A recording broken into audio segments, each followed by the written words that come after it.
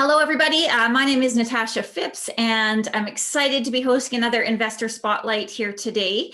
If you do not know me, I am an investment-focused realtor and real estate investor out of Calgary, Alberta, and love real estate investing. Absolutely love doing these interviews. There's so much to learn from one another. So I'm very grateful today to have a very special guest, Alfonso, joining us here from Ottawa today, and he is going to give us his wisdom and tell us some amazing stories. So thank you so much for being here with us today. Natasha, my pleasure. I'm excited. I love your look. You're so spring-like and vibrant. This is fuchsia. Fuchsia. It's beautiful. Fuchsia. Not purple. Not No. purple. Someone said earlier today, someone said, "Oh, nice purple jacket." I'm like, this is not purple. No, it's awesome. I love it. So for those of us who don't know you, I'm sure there's many going to be watching this who have already been following your story. I mean, you are very active online. You have a very busy real estate investing business. But just give us that quick little backstory of how you got into the investment space and what kind of sparked that for you. Yeah, so I was born in El Salvador, Central America. Before the age of 9, I was in 2 wars, one in my country, El Salvador. And then we moved to communist Nicaragua, and then there was another war in that area. So we immigrated to Canada as landing refugees. My mom had about $50 in her purse, and a single mother. And so, we really had to make a new life here in Canada. I ended up, getting around the wrong crowds, wrong teenagers. And at 15, I ended up losing my way, ended up dropping out of high school, ended up on the streets at one point. I was homeless and, had really dark time in my life. And I had a life-changing moment in my life at 17 when I became a father. And as you know, you have how many kids? 2. Yeah. 2. I mean, I always tell people we're not promoting people to have kids to find purpose, but it helps, right? And at 17, being a kid myself, at that moment, it pretty much changed my life and gave me perspective. And I wanted to do something, and I knew in my heart, I wanted to do something to make that little girl proud of me. Her name is Talia, and she's 26 now. So you can imagine how long ago that was. And so I went back to high school. I started a business out of my locker in high school. And when I graduated at 19, I opened my very first physical location. It was a clothing store, and ended up expanding that business all across Canada. So by 21, in my mind, I thought I'd figured it out, right? I'd figured out how to make money. I had more money than I'd ever seen in my life or in my family's life. Yeah. And I did all the regular things that you would expect from a 21-year-old that just came in, right? Yeah. And what happened to me was we went into a market correction shortly after 9/11. Mm-hmm. People's spending habits changed, and I almost lost the business, right? So I went from being 21, having all of this money, having all of this fun, and then 24, almost, I was pretty much negative $1 million. Okay. Yeah. And I was really depressed. I was really down I was really down. And I remember sitting at the edge of the bed one morning, just being really depressed and kind of talking to myself. It's like, what did I do wrong? Like, how did I go wrong here? And for whatever reason, I happened to pick up Rich Dad, Poor Dad. Yes. And I started reading that book. And first of all, I realized right away my biggest issue was that I was a consumer.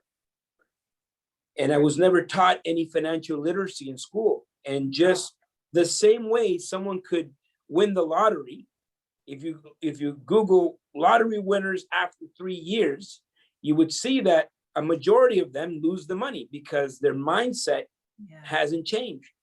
So that's exactly what happened to me. I was fortunate enough to enter an industry that was going up. I was able to tap into that, create money, but I didn't know how to manage the money. That's right. Two very different skills. Yeah. And so I realized quickly, like, okay, I have this consumer mindset. I needed to shift to that mindset to becoming an investor mindset and pursue income producing assets. And then one big thing that I realized it was that not that I spent all the money, which, that was a problem, but I only had one stream of income. Yeah. And I noticed that all of these, Rich Dad Poor Dad was like the door, right? The gateway to hundreds of other books that I read. And what I noticed that all the wealthy people, they had commonalities. One, they had multiple streams of income, and they all own real estate. And I said, that's what I'm going to do. I'm going to create a secondary stream of income for myself that's indestructible, Armageddon proof. And so when I went out and got the education on real estate specifically, to go after apartment buildings was just more logical, right? It's like, you're buying in bulk, right? It's the Costco effect, right? You buy in bulk, your price per unit reduces, making it more profitable. And so that's what I started back in 2002, 2001, 2002. I went back and rebuilt.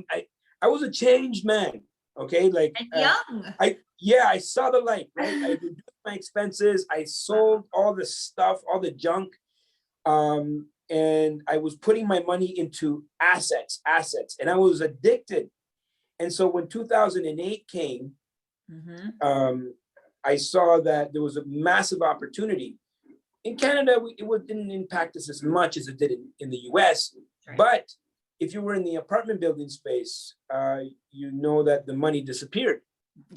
And so that was my opportunity to go in and be creative, get really great deals. And since that time up till now, I managed to grow the portfolio all across Canada. And now I'm set to, right now I'm set to grow to my next chapter, which is 7,500 doors in the next 5 years. And that's the goal, right? So that's my story in a nutshell. That is unbelievable. I mean, you were so young during all of that growth, and to, really have some sort of defeat, and then to get back up with that even when you were that age and pick up that book. I mean, how many stories have we heard of people picking up that book and their life being changed? Like, it's really unbelievable. But the first thing that popped in my head as a question when you were saying that was like, did you have a mentor or someone at that time, or were you really just going through these thoughts and making these decisions on your own, or did you have anyone who was supporting you with this? Yeah, so my first mentor was my mom. Single mother.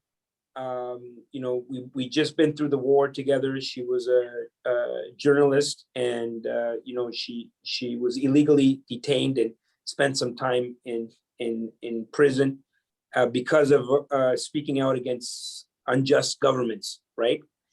And so I grew up with a really, really strong, I would say, mother and father figure, right? So she was my mom and my dad at the same time.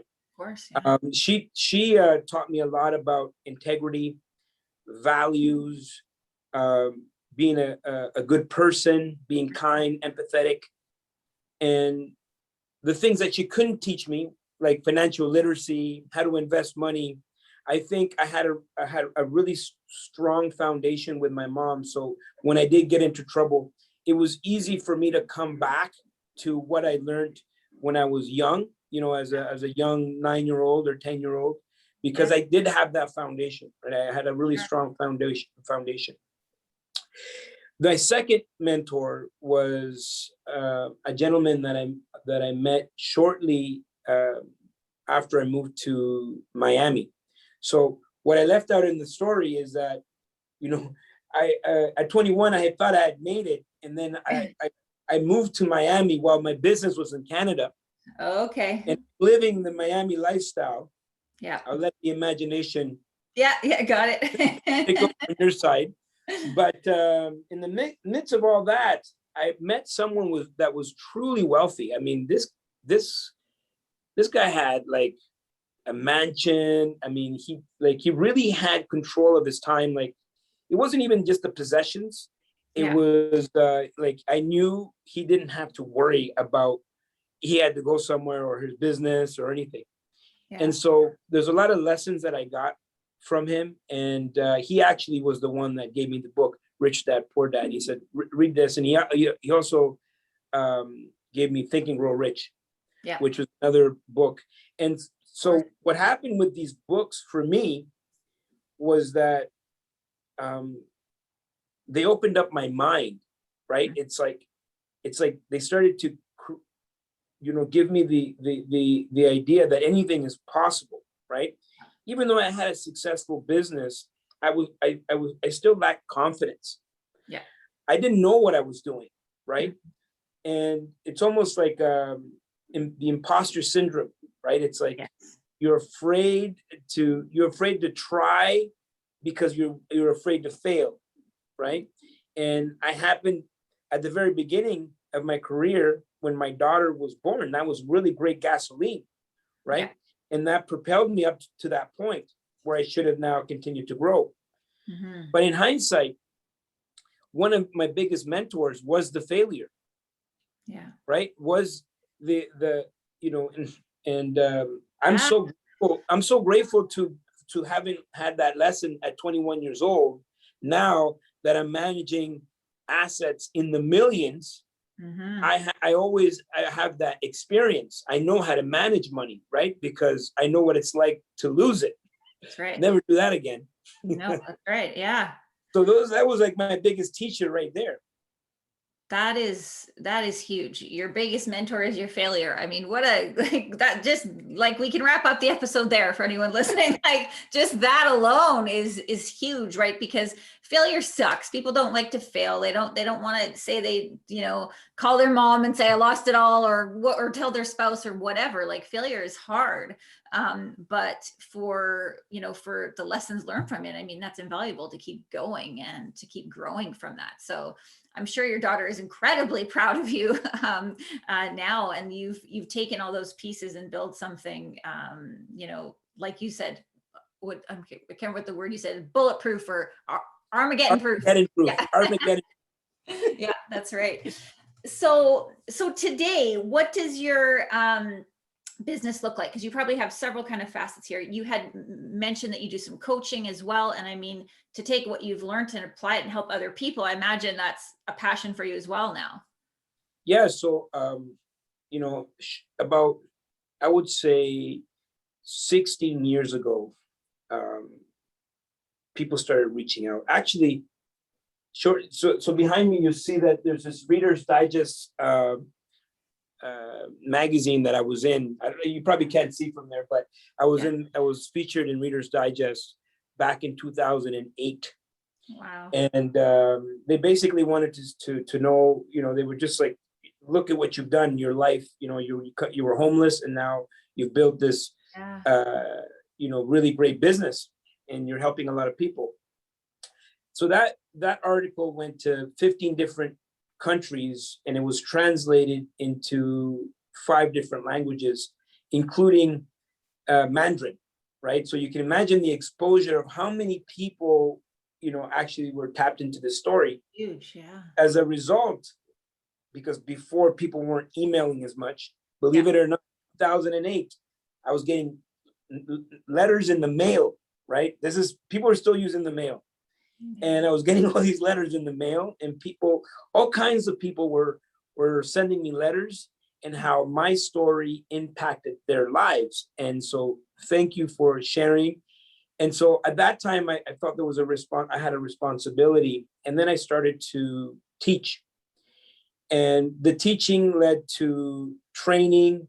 And it really I really narrowed into real estate because that's a passion, and that's, I really believe that that's how someone could take true control over their life and have their time back through real estate.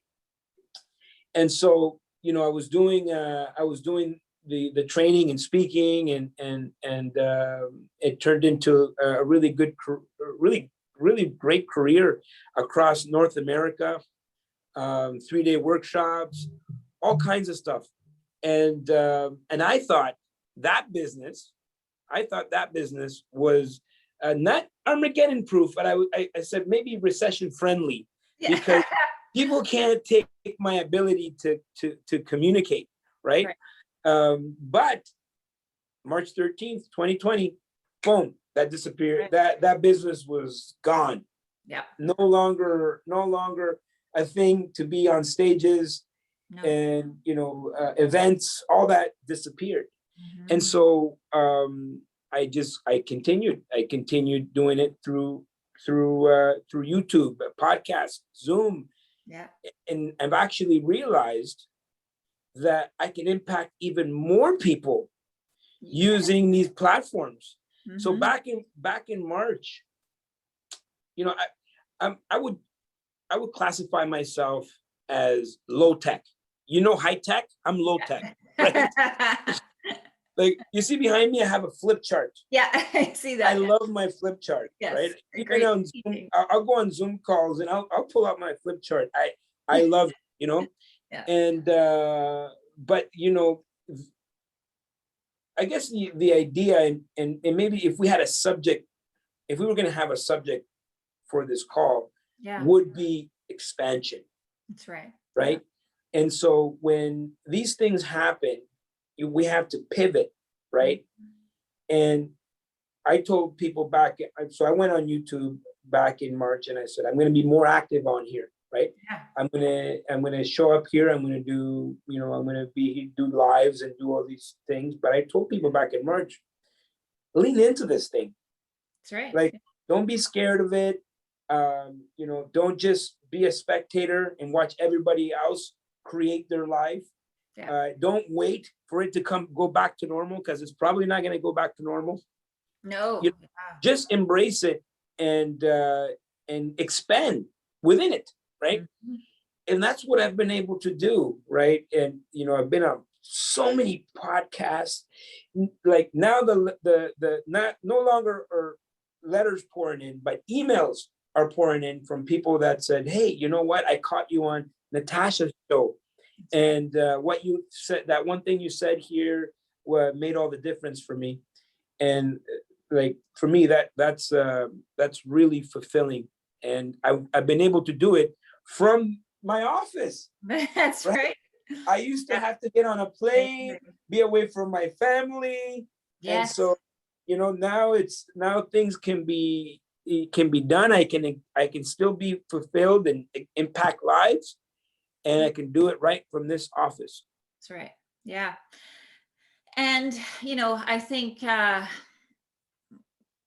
leaning into that so quickly, I mean, that's a bit of a testament to your character, right? Like, it's scary to try something new. It's scary to kind of take those first steps for a lot of people. So do you work with people one-on-one as well then? Yeah.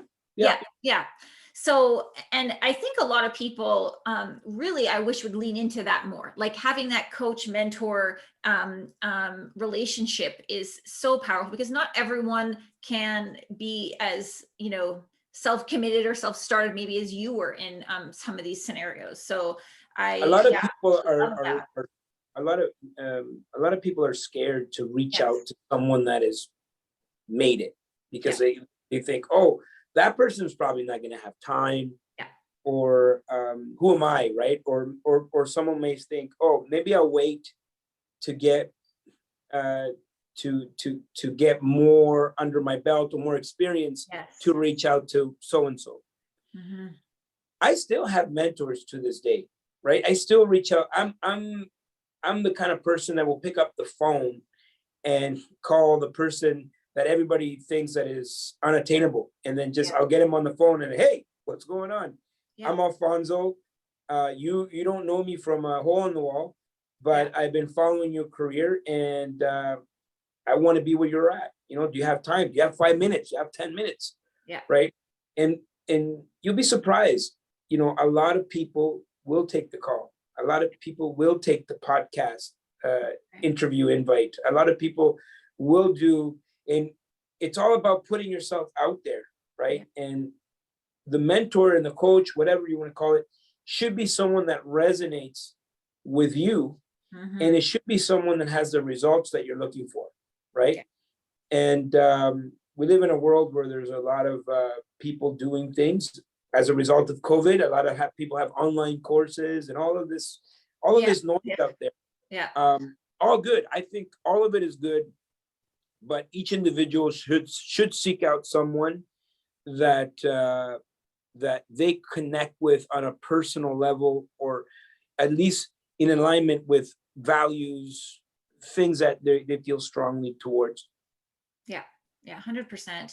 So much value there in that kind of relationship. And the other message there is, it doesn't matter what point you're at, you still need that mentor. You still need something to strive for. And we all need that. Doesn't matter what point in the game you're at, right? There's so much value taken there.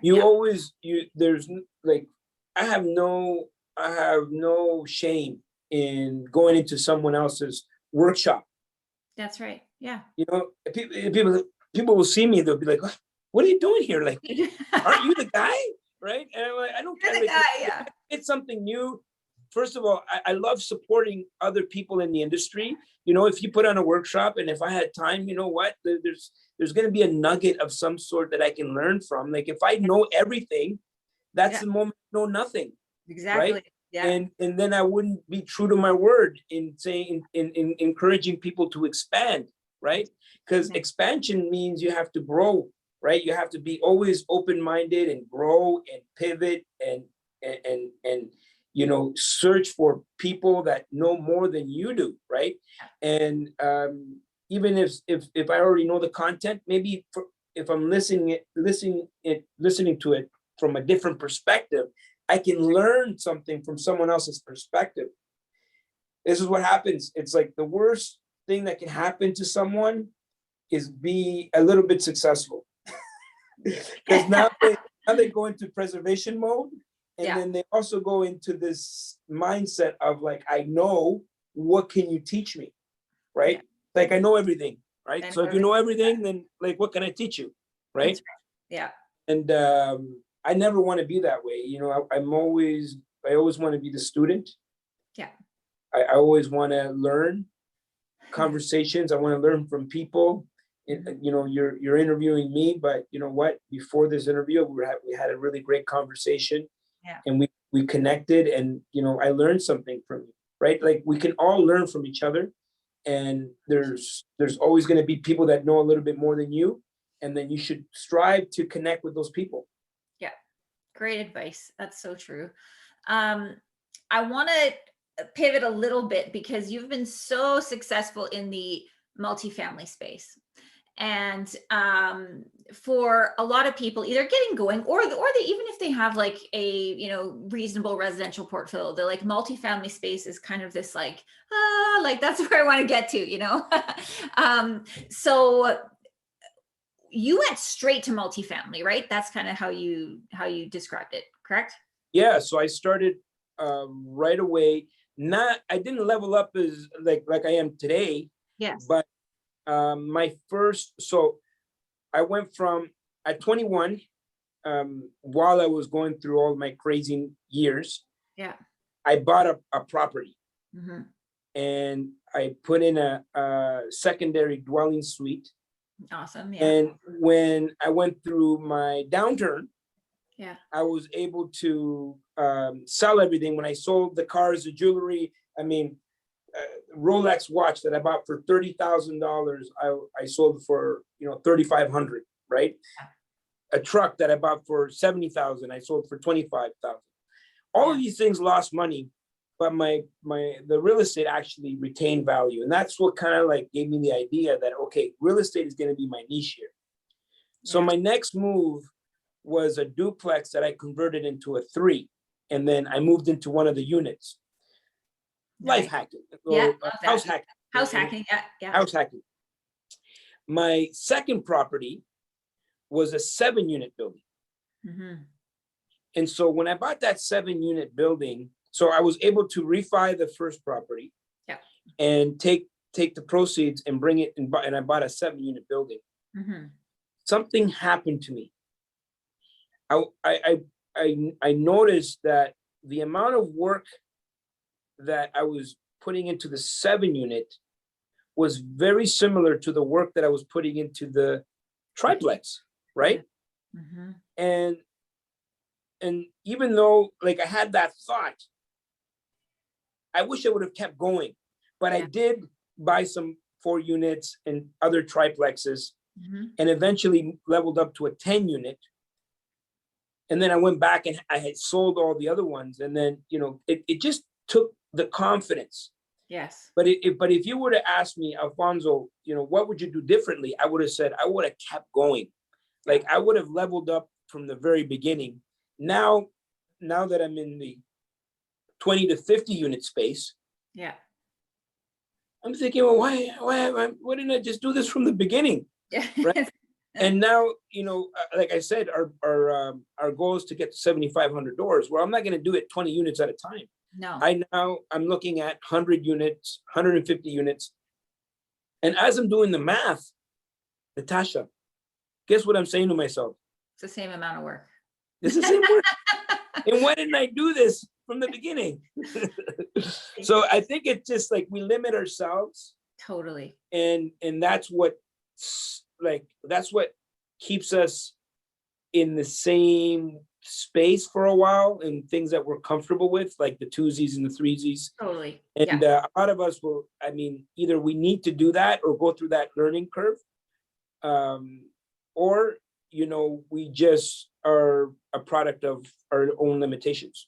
That's right. Yeah. That's a huge realization for a lot of different fields or industries, right? It's like these deals or transactions of whatever could be the exact same amount of work, whether it's a $500,000 house or a $5 million multifamily building, whether you're selling it or buying it or whatever, and everything in between. It gets very likely a similar amount of work. Now, the commercial lending space is obviously very different than the residential space, but again, all of that is still, whether it's a 6-unit building or a 20-unit building, it's the same. Yeah. So that's a huge realization. It's the confidence. I think you're right. For me, it's easier. Yeah. It's like easier. if you say, Alfonso, do you want to buy this 20-unit building? Right? Do you want to go through the application process of buying a 20-unit building or a single family house? When I look at a single family house, I'm like, that feels painful. Like that, I don't want to go through, because I don't fall into that. I don't fall into what they're looking for. I mean, my debt to income ratio. I mean, I have like all of these mortgages with no income. I mean, I don't fall into that space. But when you're looking at commercial lending, it's very asset based, right? It's based on the performance of the asset. Of course, you do come into, they're going to look at you as well, but mostly they're focusing on the asset, right? And so as long as you're selecting a really great asset, then the lending shouldn't be an issue, especially if you're organized and if you have all the paperwork. We just send a file, right? And it becomes easier.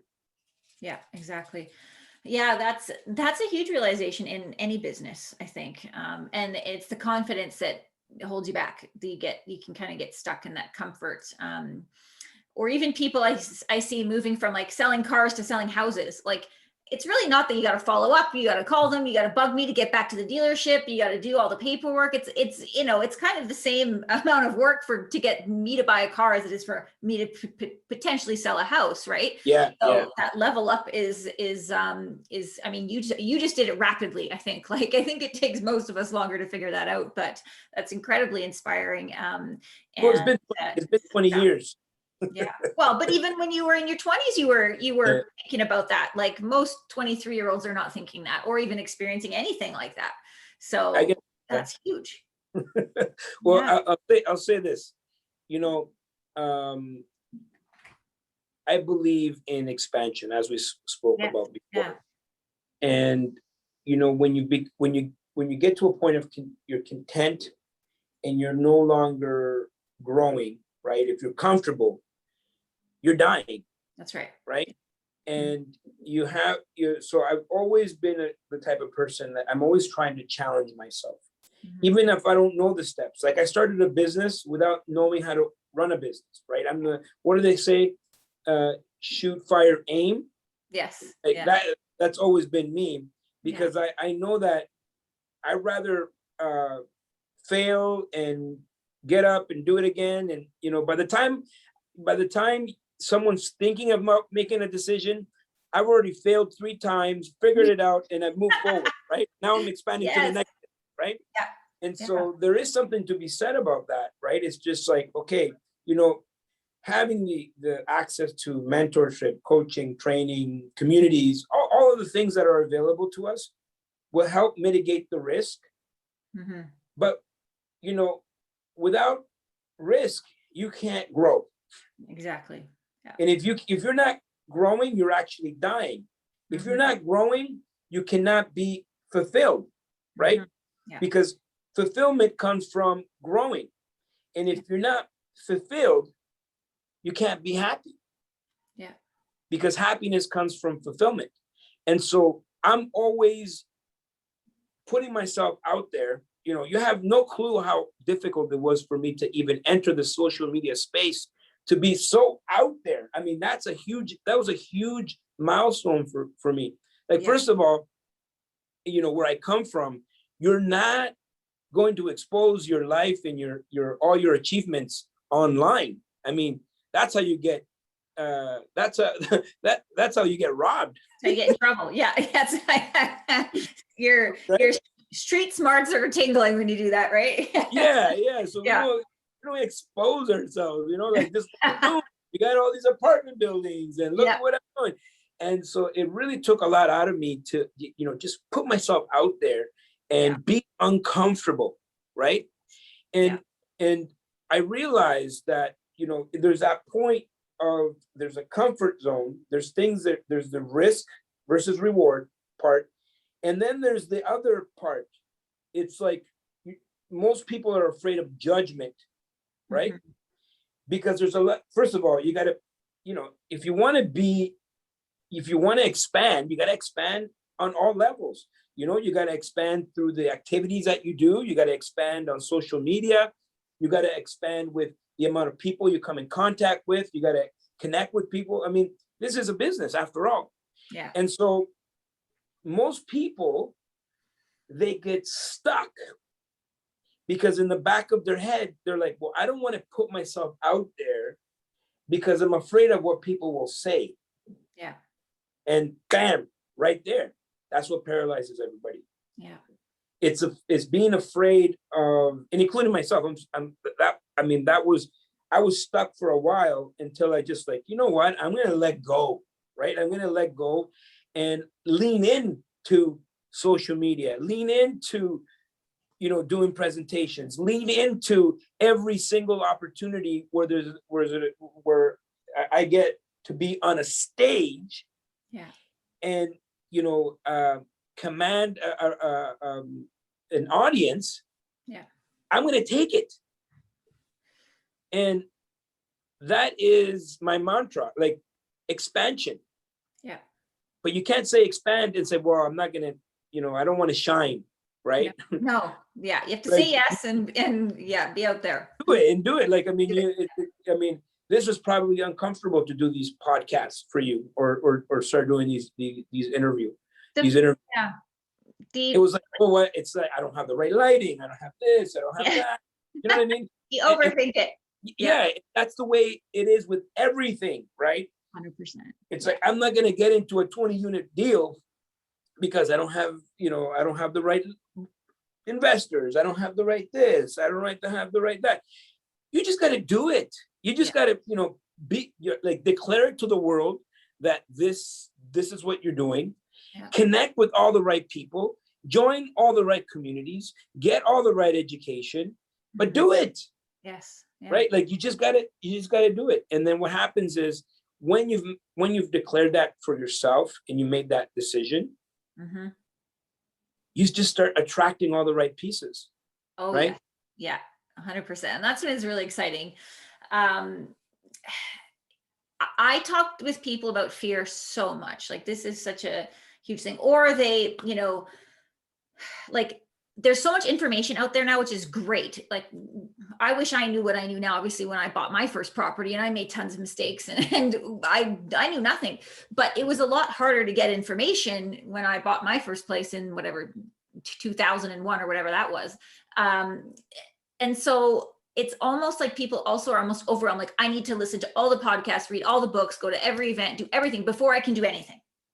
And 5 years later, they're still doing nothing.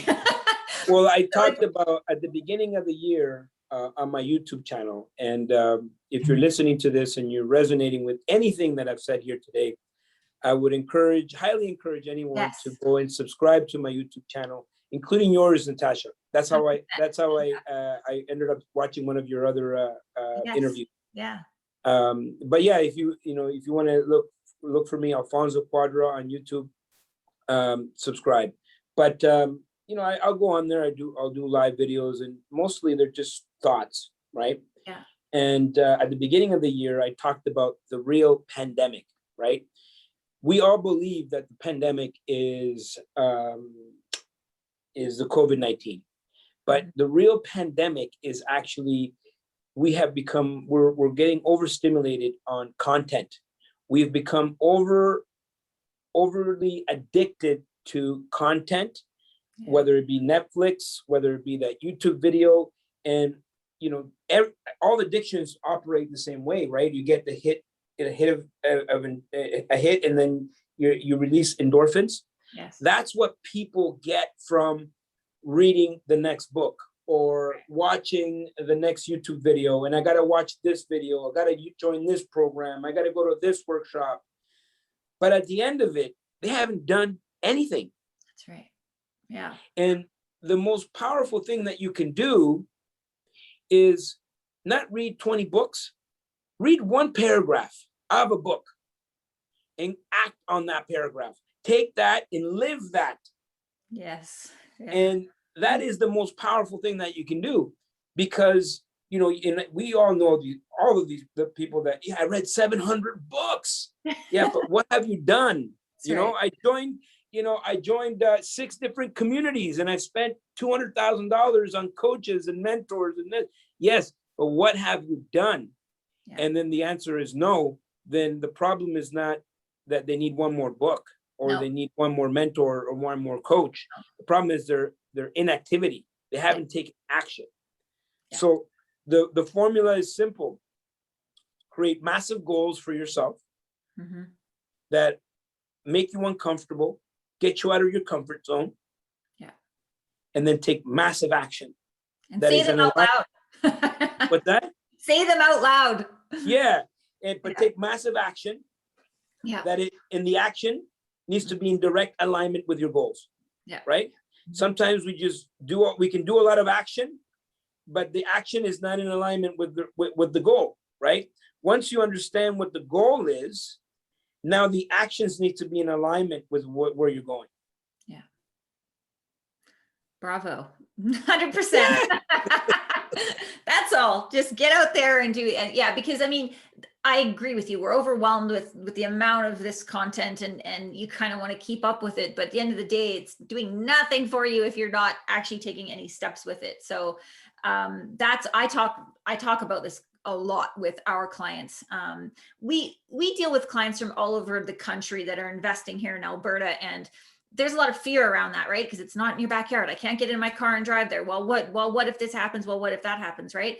And there's always that what if, no matter where it is or what it is. You could always get a bad tenant. You could always, things could always go on. There's no way to do this without any risk at all, right? Or you can. You just stay in your home, do nothing. That's right? Don't leave the house. Die of boredom. Yeah. Die of boredom. Yeah. And we absolutely will be putting all your contact information and YouTube channel, everything in the description and comments below. So 100%, you have so much passion and wisdom to share. And I think there's so much to learn from someone who's experienced and done so much, but it's also still growing. Like, you have huge goals. You're not slowing down. You're expanding. And that's Yeah. really inspiring to see. Like go and follow him, see what he's doing, get inspired, and that will inspire you to take action, right? Do you have any kind of, like, just to kind of maybe wrap this up a little bit, but you're that first investor, you're just getting going, and it's like, oh my goodness, like there's no way I can ever get to where Alfonso is, sorry, or where Grant Cardone is, or where my neighbor is, or whatever. Like, they get stuck, right? How do you work with that with your clients? Is it working with communities and getting a coach, or is it just that accountability and getting a kick in the butt? Yeah. So as human beings, we tend to overestimate what we can accomplish in a year. Right. But we grossly underestimate what we can accomplish in 5 years. In 5 years, Natasha, you can go through an entire life transformation, right? Yeah. Yeah. And it's, for me, I'm living proof, right? When I was 15 years old, homeless, a high school dropout, panhandling for change, running with the wrong crowd. Just a quick little story. A few years ago, I was hired by the National Bank of Canada to go and train their high-level executives. Wow. And these are VPs, and it was towards the end of the quarter, so it was kind of to rally everybody to make sure they finish the quarter, strong. So they brought me in to do this training. And you got the VP, you get the president, you got all these like high-level people, right? In National Bank of Canada. And I get up on stage and I said, guys, you won't believe it. There's a full cycle here. When I was 15 years old, I slept in one of your banks. Oh my God. And now I'm sitting here teaching you about success, right? Wow. So if you would have tapped me on the shoulder when I was 15 years old, and you would have said, Alfonso, don't worry. I know you're down and out right now, and you're homeless, but this will pass, and one day you're going to be in a position to inspire thousands, if not millions, of people. Yeah. I would have said, you're crazy. Like, that's impossible, right? Yeah. And that is the mindset of a lot of people, because they can't see 10, 20 years from now. Mm-hmm. And so the better that vision is for yourself, the easier it is to break it down into bite-sized pieces. And what do I have to do right now? Yeah. And so someone like Elon Musk, his vision is 150 to 200 years past his life here on Earth, right? His vision will outlive him, right? And so we all need to have a bigger vision of ourselves, right? And so once you have if you can create that bigger vision for yourself, whatever it is, now we can break it down to bite-sized pieces of what we need to accomplish in the next 5 years. So we talked about it, right? 7,500 units, right? Yes. That's my goal. And so we can break it down into what we need to accomplish every year, what we need to accomplish every quarter. What do I got to do this month? What do I got to accomplish this week? What do I got to accomplish today to be in alignment to where I want to go? So the goal could be anything. Like, we are literally all living below our potential. That is a fact. Yeah.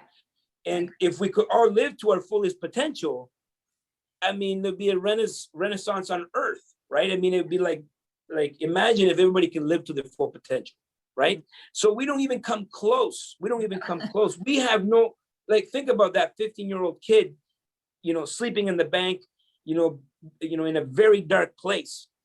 Yeah. Whatever the dark place is, or whatever the place you're at, maybe you're not even in a dark place. Maybe you're in a comfortable place, even worse. Yes. Yeah. Yes. Yeah. Right. anything can change the second you decide. Yeah.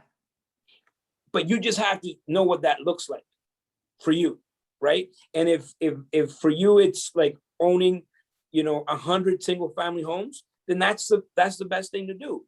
Or is it if I lived in apartment buildings my whole life, and that I guess I was naturally gravitated towards apartment buildings because I remember one day as a kid doing the math of all the units, and I'm like, who's collecting all this money?